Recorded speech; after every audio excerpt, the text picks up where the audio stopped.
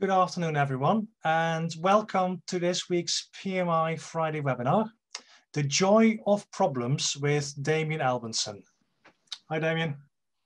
My name is Dennis Clementine-Marsh, and I will be facilitating the session today, which includes running the Q&A desk.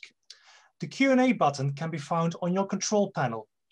We'll be using it throughout the presentation, so please post your questions and I will put them to Damion during the webinar. Today's webinar is being broadcast live on Facebook and LinkedIn, as well as being recorded. I will send you a link via email early next week to the full recording of both the audio and the presentation. To those joining us on these live streams, welcome. To participate in polls, receive the recording via email and make suggestions for future topics. If you register for upcoming webinars at pmi.co.uk/webinars, and you'll find the full schedule of events. Finally, from me, before we get underway, after the webinar, we'll send all registered participants a short voice of the customer survey. We'd be very grateful for your feedback, as well as your suggestions for any future topics for the PMI Friday webinars that you would like us to cover. And now I'd like to hand over to Damion. Have fun. Thank you very much. Thanks, Dennis. All right. Hi, everyone. Thanks for joining this webinar about the joy of problems. So my name's Damion Albinson. I'm a senior consultant with PMI, and I've worked in and around business improvement for the last 20 years. So what I would like to cover in this webinar is firstly, how should we regard problems? How should we think about them? I then want to talk about how we can use a technique called SPC, which stands for statistical process control. How can that assist us in identifying what we've called real problems? So I'll get into that. And then I want to cover off a couple of the techniques that are really common in problem solving, in structured problem solving. One is called 5 whys, or the 5 whys thinking approach, and then another technique called cause and effect. So let's get into it. So firstly then, what are problems? Well, we all know what problems are, and of course problems come in a whole vast array of sizes and complexity. A definition that I took from the Oxford English Dictionary was a matter or situation regarded as unwelcome or harmful and needing to be dealt with and overcome. So what's people's normal reaction to something that's regarded as unwelcome or harmful? It's usually to just avoid it or get away from it, you know, just to hide away. So, so a different way to think about problems can instead be to think of them as opportunities to learn. I know that might seem a little strange, to think of problems as gifts, but in actual fact, problems are they're indicators, if you like, of vulnerabilities in our existing process. And as a consequence, if we choose to respond to them in the right way, then they can provide us with this enormous amount of learning that we can take. Of course, the way in which we react, though, is likely to have a big effect on how much learning we can extract from these different problem opportunities. And of course, one of the worst things that can happen often, apart from not doing anything about problems at all, is jumping to solutions. People are often very eager to dive in feet first, and jumping to solutions can often be a very inefficient way of problem solving.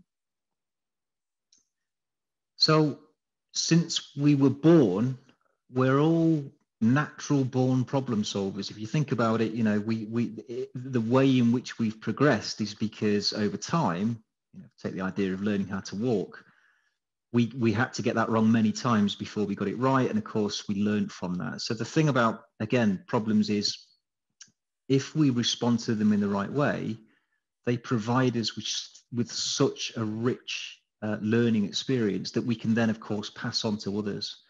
And if you think about history, and I won't go into lots of examples, but this is how, you know, as a human race, we have progressed over or at least some would argue we've progressed over all these millennia. So if we put it back into an organizational context, what is it that sometimes then gets in the way of problem solving inside an organization?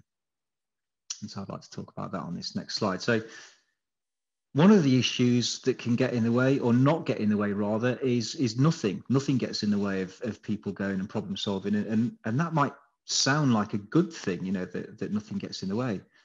But of course, if people are maybe thinking they're solving problems, but in actual fact, they're just jumping to solutions, they might be wasting an awful lot of time and energy.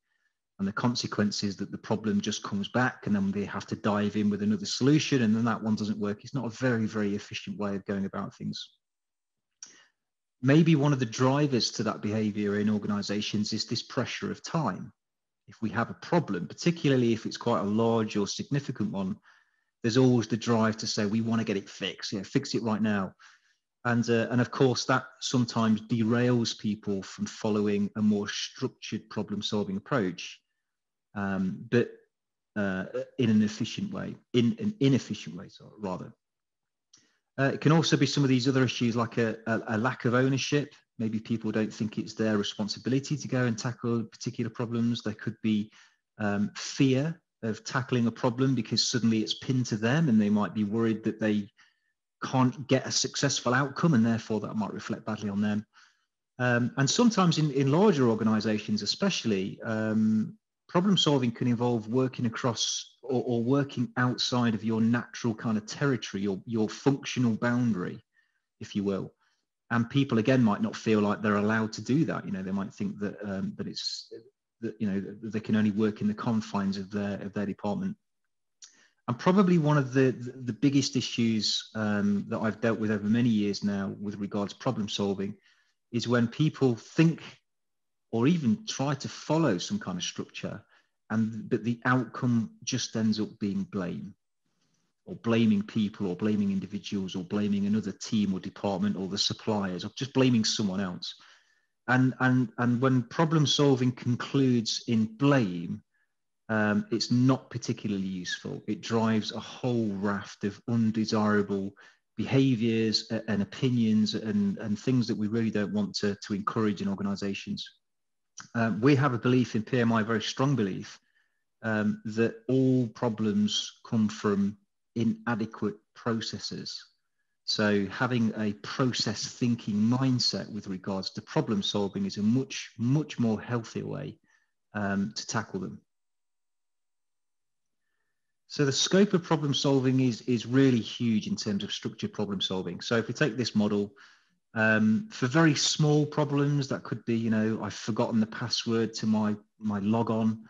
I'm probably not going to launch into a big problem solving effort to try and solve that, unless of course it happens very, very frequently. So there's down in the bottom corner, we've got the smaller problems, the ones that maybe don't require significant investment of time or resources. We might just get on and fix something. Yeah, we'll put a fix in place. At the other end of the spectrum, where we suspect at least that problem solving might be quite complex, it might require us to involve many different people, and therefore that's going to require a significant investment in time and resources and cost. Those bigger type things are usually where we would charter into something like a project-based approach, something like the green belt, black belt type approach.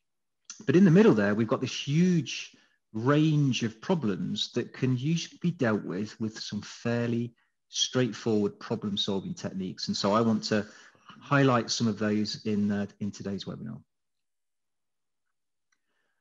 So there's lots of different approaches to problem solving, and I'm sure most of you have heard about some, if not all of these. So we have things like Six Sigma. We have something called Kaizen, which is a rapid problem-solving technique. We have things like Design for Six Sigma, TPM, TQM, Lean, 8D, A3. There's a whole raft, and I'm sure there's an ongoing list if we ask people to give us some more. The thing about all of these different approaches is, well, they all offer a structure.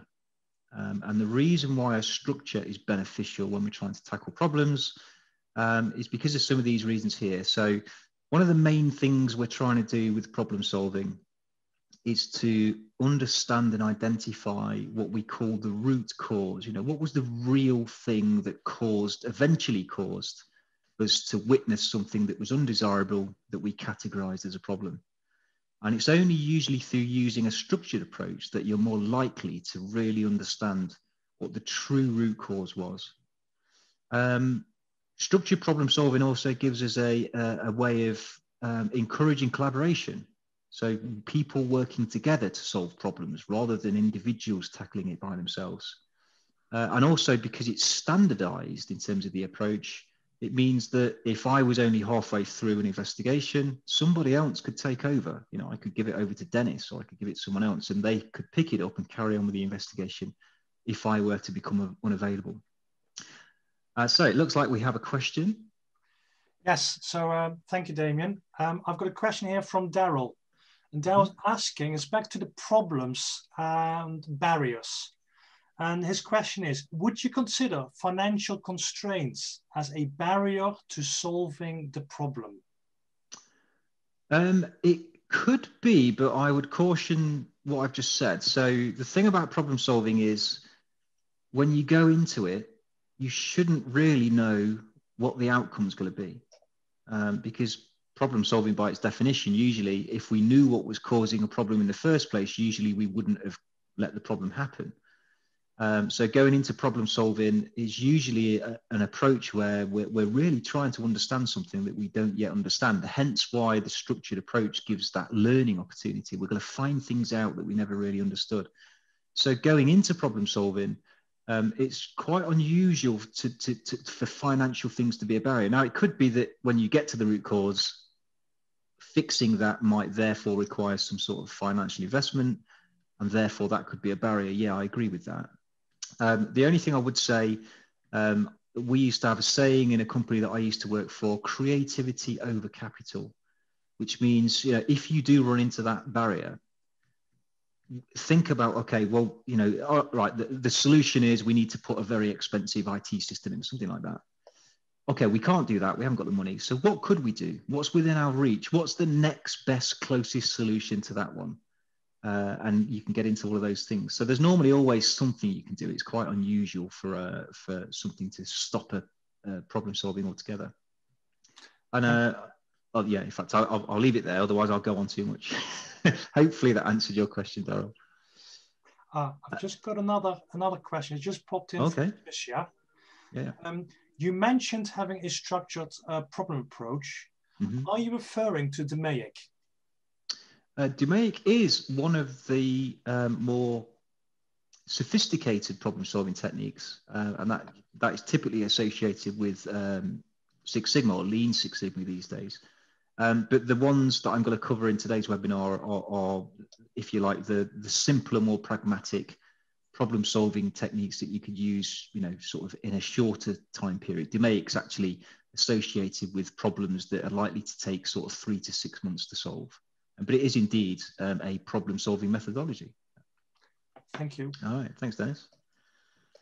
Okay, so the first area I want to go into is something called statistical process control, or SPC for short, otherwise known as control charts.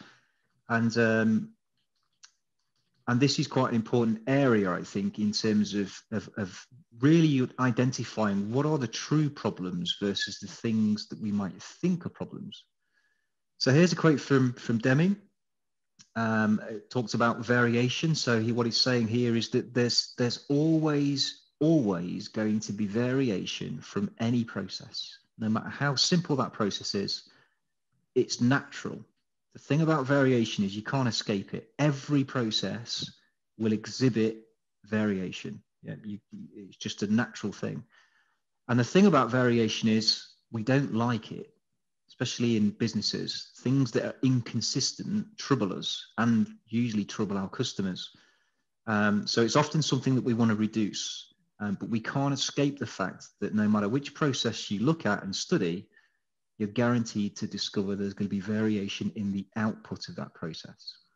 So why is that important? Why does that matter? Well, let's take a look at a little bit more in depth in terms of this idea of variation. So if any of you have a pen by your sides and a piece of paper, you can join in with this. And what I'd ask you to do is just write your name or do your signature 3 times in a row, just at normal writing speed. Here's some that I did myself. And there you go. You might criticize my handwriting. It's not the best. But if you look at the outcome of that process, which is the write my name process, you can see that my attempts at writing my name, which is something I've obviously done many, many, many times over the years, they're similar. They're very similar, but they're not identical. And the question is, why aren't they identical? Now, most people say, well, we're not robots. We can't just, we're humans, right? We've kind of got that inbuilt natural variation, which is true. But if we try to pinpoint the theories about why they're not identical, we're going to come up with things like maybe my concentration level changed from the first to the last. Maybe it's to do with the position of my hand relative to the paper. That would have changed as I moved down the page. Maybe it was to do with the flow of the ink through the pen. And actually, we could go on and on and on. And we had all these different theories about what was causing this variation. This type of variation has a name, and it's referred to as common cause variation, which means it's the natural variation that you will always have in any process. Okay, it's just there as a function of the inputs to the process, the way the process is designed, the way the process is being operated. And it's impossible to assign a particular cause to any one instance of this natural common cause variation. So I couldn't look at the second name there and say, well, that one was slightly different to the others because in truth, there's a whole myriad of things that were all changing at the same time. Yep, so common cause variation is there as a consequence of a whole raft of input variables, let's call them.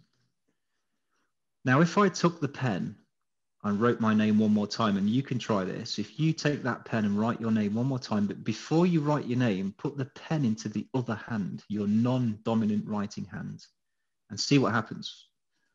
Now, unless you're ambidextrous, you're probably likely to see something like my attempt, which clearly now the output it's not just slightly different like the others. It's noticeably different. You can almost tell straight away something very different. There's something very different about that output compared to the variation I might have expected to see. And this type of variation also has a name. It's called assignable cause. An assignable cause variation is due to something very specific in the process changing. And it's something that changes that has such a significant effect on the output becomes noticeably different. An assignable cause variation, it can appear and disappear just as quickly, or sometimes it can appear and stick around. It can plague us, or plague a process rather. And so those are the only 2 types of variation we have to contend with. So we have the natural common cause variation, always going to be there. And then we have this assignable cause variation that can appear and disappear. So control charts are a technique that was developed to help us figure out what type of variation we have from a process. So as we said, even simple processes are going to exhibit natural variation as a minimum. And if we only have this natural expected variation, but we react to it as if it were unique, that can actually cause variation to increase. So instead of making things better, we actually start making them worse, which is the last thing we want to do, because we said earlier on, variation is not something we desire, it's something we'd like to reduce. So the last thing we want to do in a business is cause variation in a process to increase. And control charts are one of the only reliable techniques to help us know when we should or shouldn't react to variation, because it helps us to tell the difference between those 2 types. So bad problem solving would be where we only have natural variation, but we go and react anyway and change the process again. Just like if I reacted to my first signatures and changed the way I was holding the pen, I've just introduced yet another variable, which is probably going to cause the differences in my name to increase. So control charts were invented 100 years ago this year. by a guy called Walter Schuhart. And there's a quote from him talking about them. And what he's basically saying is that, you know, you're going to get this natural variation, but hidden away inside there are potentially some useful pieces of information, which he called signals. And in order to figure out if you have any of these signals in a set of data, you've got to filter out the noise. What he means by the noise is the natural variation that we should expect. And that's essentially what control charts do. So I'm going to explain very briefly sort of how they work. So if we were measuring a process in our organization, could be anything. It could be the number of sales we're getting daily, how much money we're making. It could be how many defects we generate. It could be the size or the weight of something that we maybe manufacture. We could measure those individual things, and we could plot them over time. So we could put them into a simple run chart, and as we plot each data point, we would expect them to be different from one another, because we should know that we should expect at least common cause variation. And after a while, they're going to bounce around, and we can calculate an average, which should sit right through the middle of those. Then what we can do, using a technique that Walter Schuhart gave us, was we can estimate, based on some calculations which involve learning about probability, we can estimate where would we expect the natural common cause variation to be. And what we get is these things called limits. So these red dotted lines on this chart represent these limits. And what they represent is where would we expect the natural variation to exist in a range either side of the average. And the laws of probability tell us, now this is one of the really useful things about control charts. The laws of probability tell us that if that data came from a process which is standardized, and provided we've just stuck to the standard process, we haven't changed anything intentionally, we've just kept doing the same thing over and over and over, when we're plotting and measuring the output, the laws of probability say that in the future, there's a 99.74% certainty that the future measurements are going to be inside that range. Now, there aren't many other tools that can predict the future with that amount of reliability, but there are caveats attached. It does require us to stick to the process. So that's really, really useful. That's really helpful. Okay, so what else can we do with control charts? Well, if we have a measurement point that goes beyond one of those limits, now we're interested in that, because that is not something we expected to happen by chance. And in fact, if you think about that previous probability value there, 99.74% should be inside the limit. If a data point goes beyond the limits, that would be unusual. And the chances are that that would be, something's caused that to happen. Yeah, something's probably changed in the standard process, which has caused a measurement point to go that far from the average.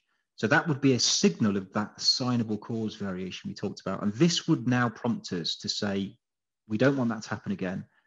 That would be a great point to go and problem solve. Yes. We can also get another signal as well, another statistical signal, which is 8 consecutive measurements that have all ended up on the same side of the average. So they're still inside that range where we'd expect them to be, but they've all gone on one side of the average. And the reason why that's a signal is because the chances of that occurring purely by chance is the same as tossing a coin and getting heads or tails 8 times in a row. Right? Now, if you get very bored later on, you give that a go and see how many times you'd have to toss a coin before that happens by chance, and it's a big number.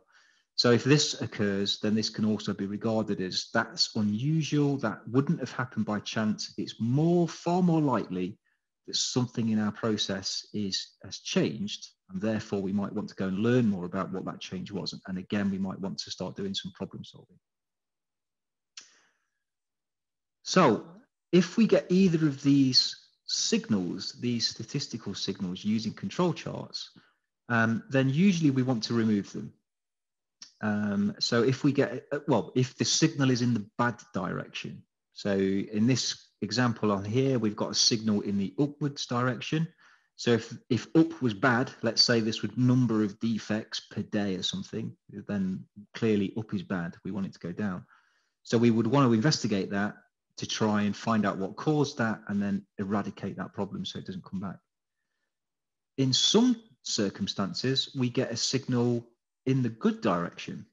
So if this was profit, all of a sudden we've said we've had unusually high amounts of profit on a particular day or week, we would still need to go and investigate to try and say, how do we do that again? What caused that? Because we might have just stumbled across an improvement serendipitously, which would be great, but we still got to find out the cause, because if we don't understand the cause, we don't really know what drove it, and therefore we can't repeat it. It looks like we have another question from Dennis. Yes, I've got a question from Jane. Hi, Jane. She says she's working in the automotive industry, and there they've got a rule of 7 points in a row rather than 8. Right. Okay. So back to this one. Yeah. Is that right? Is that wrong? Yes. Okay. So so you will find different organizations that teach control charts. Some organizations choose 7 points in a row. Some choose 9. PMI, we use 8, and the reason we chose 8, well, we didn't choose 8. The reason we use 8 is because that's what Walter Schuhart told us we should use, and he invented them. So that seems a pretty safe bet. If you actually look into the difference between getting 7 versus getting 9 versus getting 8, you're really splitting hairs in terms of probability. Yeah. The only thing I would say is that if you use 7, you are slightly more at risk of getting a false signal, as in you think there's a signal there when there isn't. And if you use 9, you might be slightly less sensitive to a signal that might be there. But it really comes down to splitting hairs. So it's not wrong to use 7. Anything less than 7 would be wrong, but it's not wrong to use those, just different providers. Thank you. So hopefully that answers that question, Jane. Okay, so how do we go and investigate one of these signals then? What's one of the techniques that we might want to use? And one of the most common problem-solving techniques out there, I would imagine, is one called the 5 whys. So some of you have probably come across this before or may have heard about it. It seems like a very simple technique, and to some degree it is, but there is some subtlety with 5 whys that I've certainly picked up over the years. That means it's actually quite easy to go wrong. So I'm going to explain what it is first and then talk about some of the challenges. So if we take a simple process, just because we had a problem down there in step number 4 doesn't necessarily mean that step number 4 caused the problem. It could have been something that went wrong way back in, all the way up in step number 1 perhaps. So it's only through doing some good investigation that we're likely to discover that. So what we normally witness when we first have a problem is the direct cause. We can observe something, we can witness something, but it's the 5 whys techniques is actually, I prefer to think about it as a mindset rather than a tool.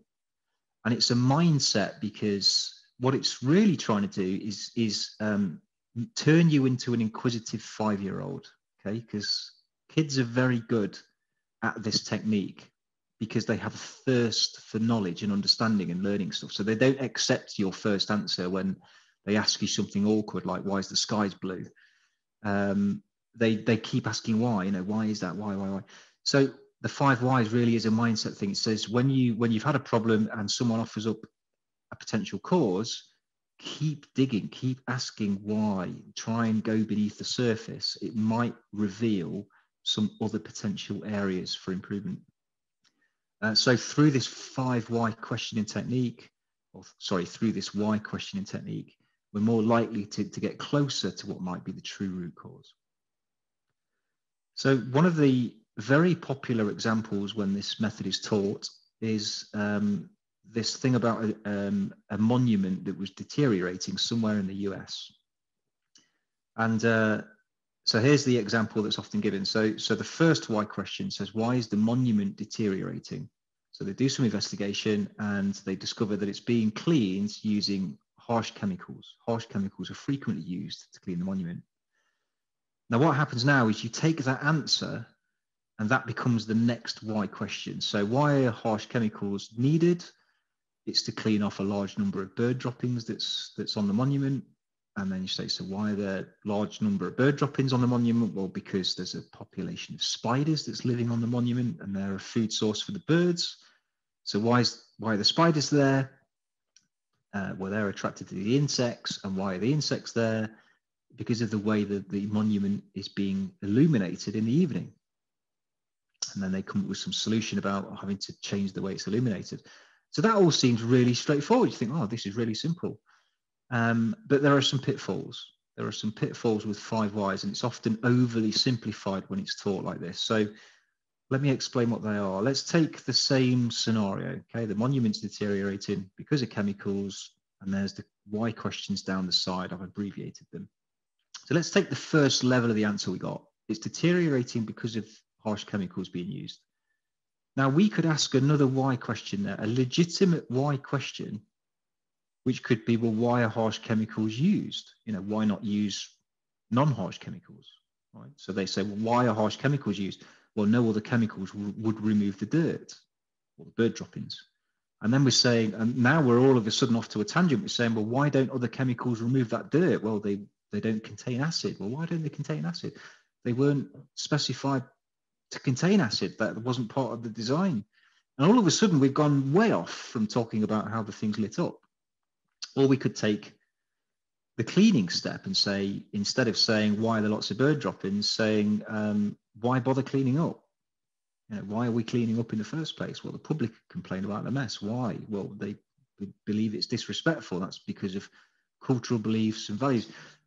And any one of these levels, we could spin off target with lots of what seem like legitimate why questions, but they could lead us into not arriving at the root cause. And therefore, might end up trying to fix something that really isn't the cause of the problem, and then still have the problem, despite having tried to do this structured approach. So how do you avoid, I was going to say, why avoid getting it wrong? That doesn't make any sense. How do we avoid then not going off tangent using this 5 whys? Well, one piece of advice I think I could offer is remembering that 5 whys is predicated on the idea that there is cause and effect. Yeah, something causes an effect, and it's the effect that's the problem. So when you're asking the why question, keeping in mind the reason you're asking the why is to try and uncover the cause of whatever the previous answer was, yeah, as opposed to why something happened, which might lead us off astray. So that's probably like the best advice I can give. It's actually quite tricky, and it's a skill that you need to develop along with the right training and the right sort of facilitation and practice. And over time, you'll become more skilled at the technique. Another myth I just want to uncover with this while we're here is it's called the 5 whys just because it wanted to encourage people to keep asking the question. The number is irrelevant. People have this belief that the 5th why is magically the root cause. That is simply not true. Sometimes you might need to ask why 7 or 8 times. Other times you might get to something within only 2. Yeah.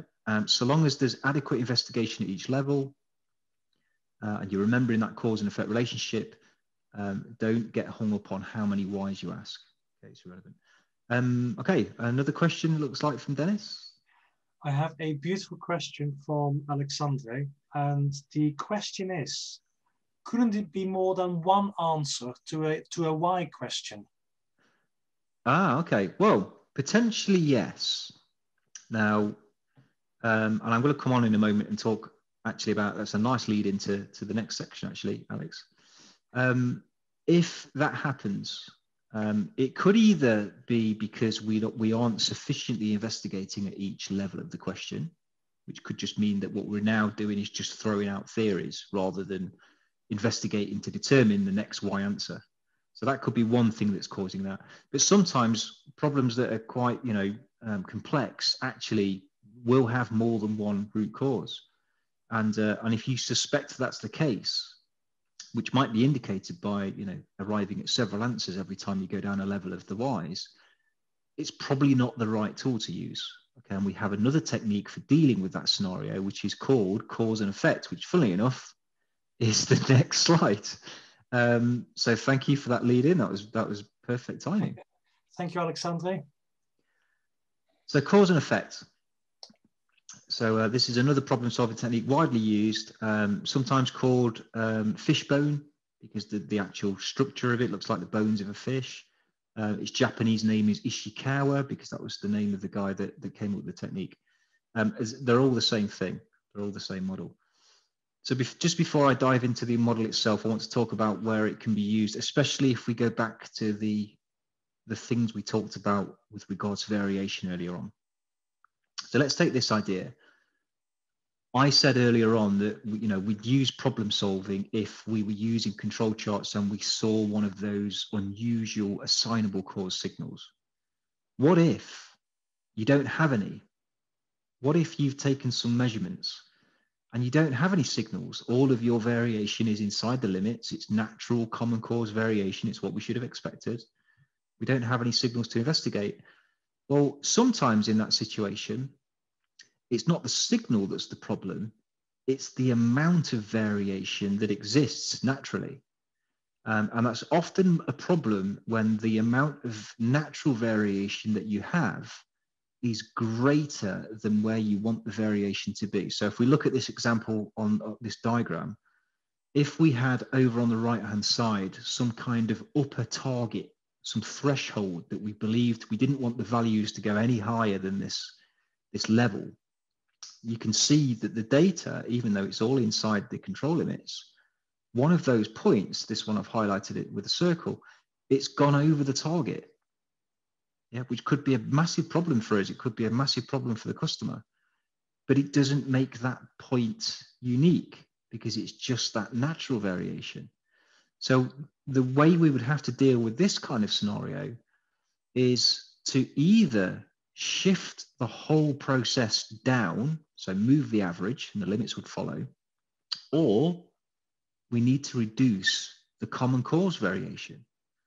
And remember what we said earlier on about common cause. We said it's there because of lots of different factors that are all playing together at the same time. So that's where this particular technique, cause and effect, is useful, because it's designed to generate lots and lots of ideas about the cause of a problem. So let's take a look at it. So this is what it looks like as a structure. You can understand now why they call it a fishbone diagram. So in the head of the fish, in the orange box, that's where we would describe the effect. Yeah, the effect would be the thing we have a problem with. In this example, too much variation in some process. And then everything over onto the left-hand side are regarded as potential causes. So we have these branches, and each branch has a heading. So we have materials, methods, environment, equipment, and people. And the idea is that you use this visual structure in a group environment and get people to populate those branches with potential theories that might be causing the effect. And so as a consequence, you get lots and lots of ideas coming out. And the purpose of the structure is not just to organize the theories after they've been generated. The purpose of the structure is to force people to think more broadly, to think into different areas. So if my gut feel was the cause of the variation was solely to do with the materials, I'd have to now someone would have to say, okay, that's great. Give me a theory though about method.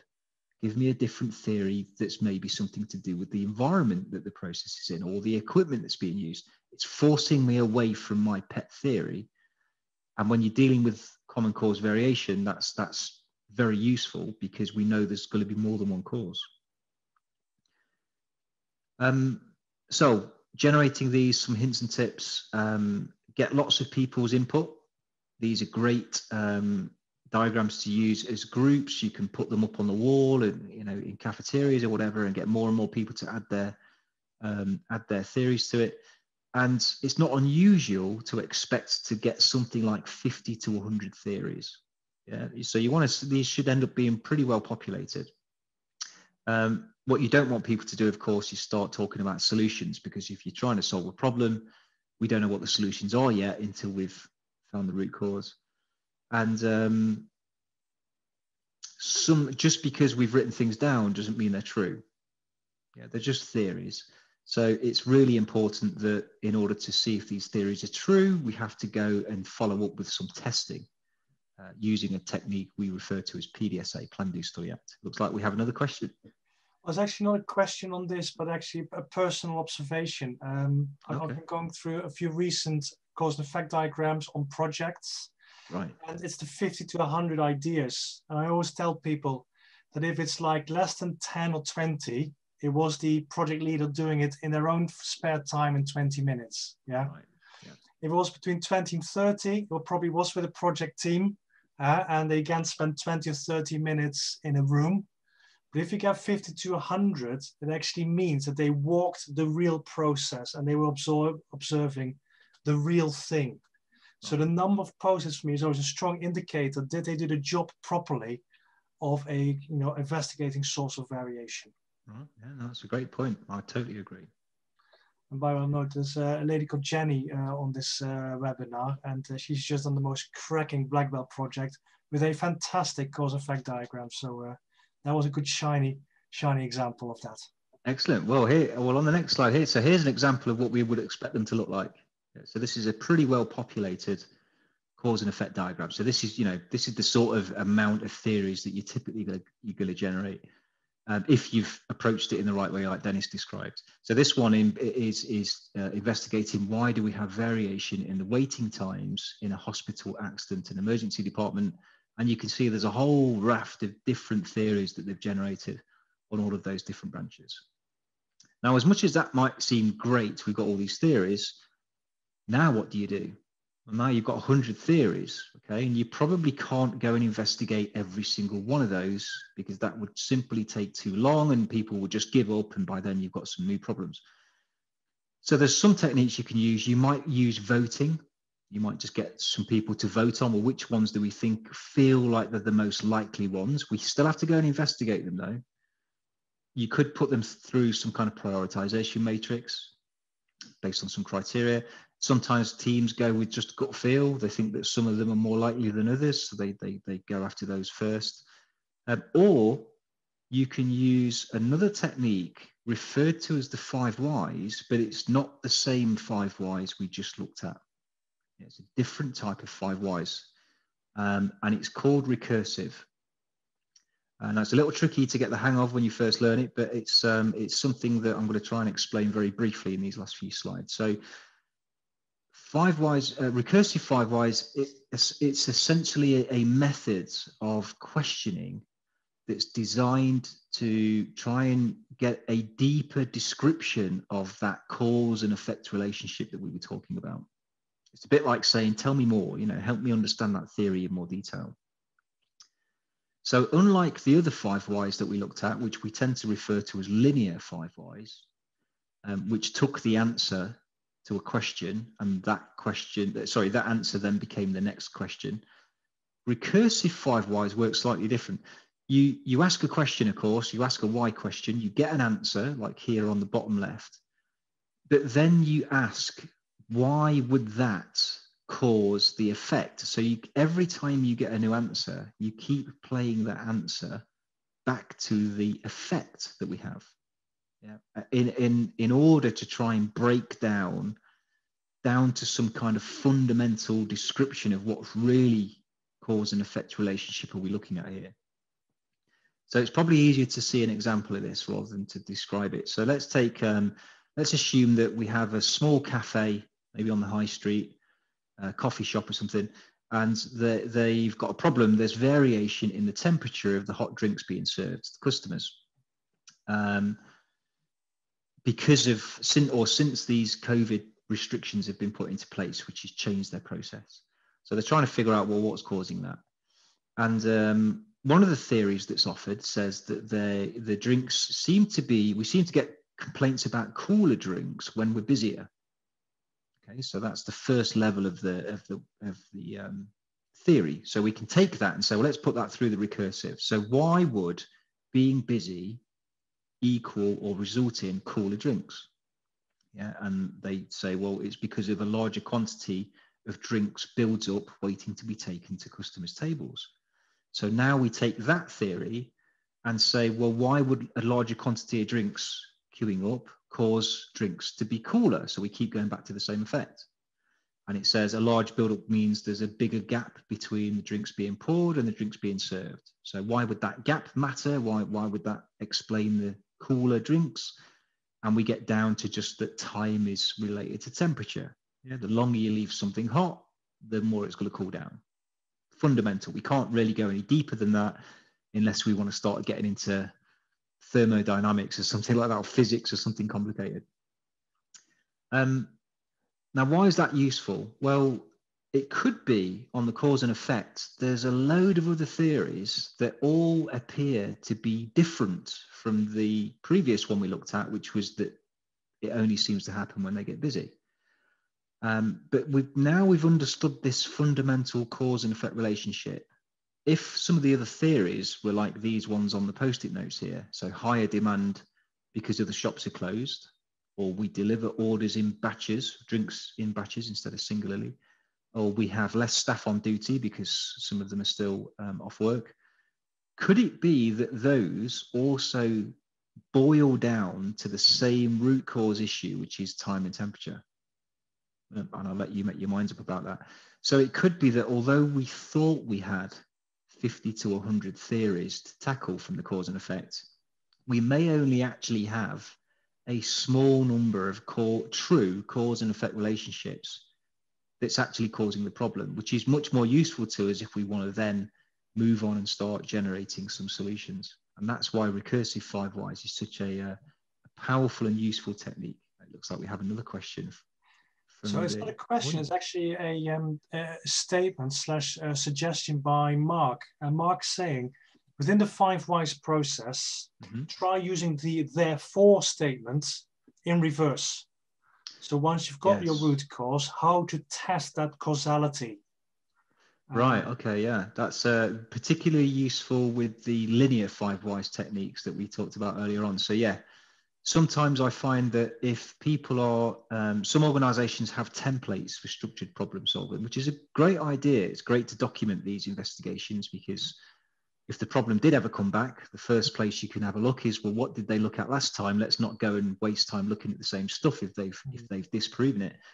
And sometimes though, people, when they're forced to document their 5 whys, approach, people, they have their gut feel straight away without doing any structured problem solving.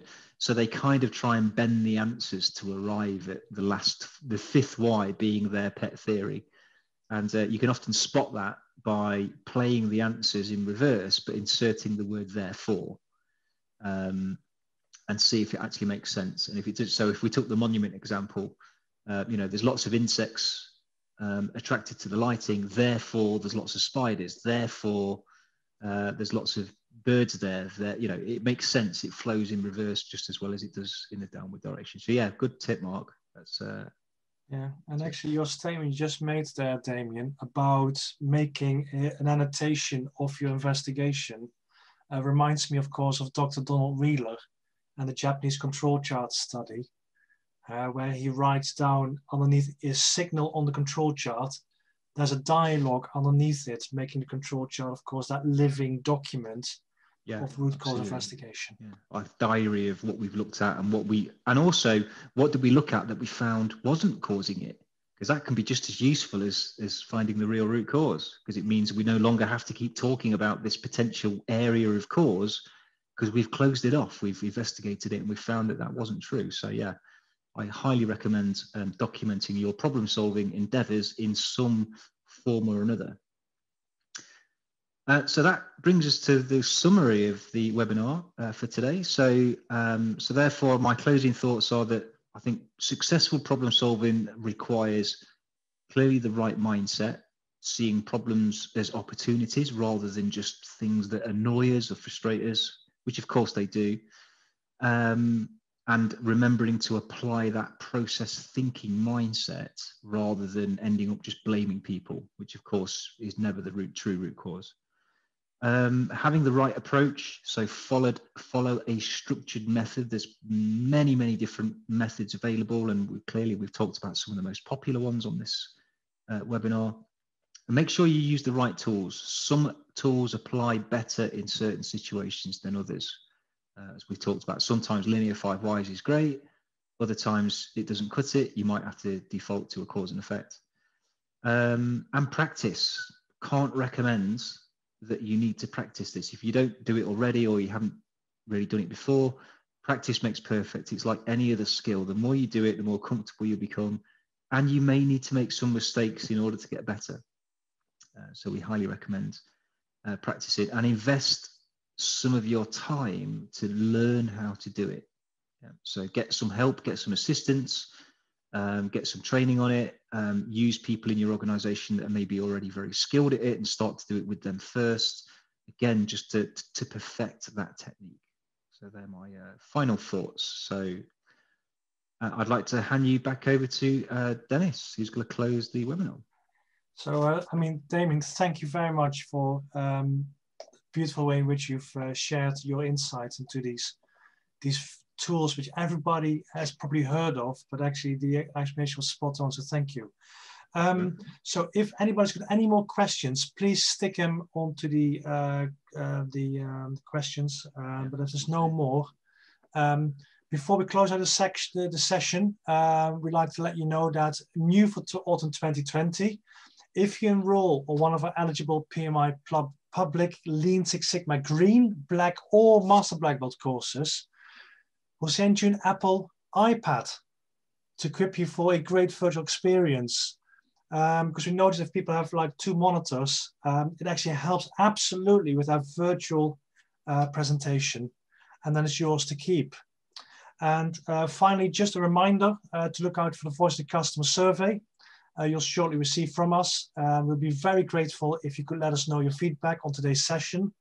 Remember that we'll use it to redesign, as well as make suggestions for any topics you would like us to cover in future events. We're most happy to listen to your ideas and suggestions. So that brings us to the end of today's webinar. So on behalf of PMI, Damion and myself, I'd like to thank you all for joining us. I wish you a safe and relaxing weekend. In terms of slides, Joseph, the webinar contains all the slides, so have a look at those if they're useful. And thank you, Les, as well. And on that note, have a lovely weekend, and see you on one of the next webinars. Thank you, everyone.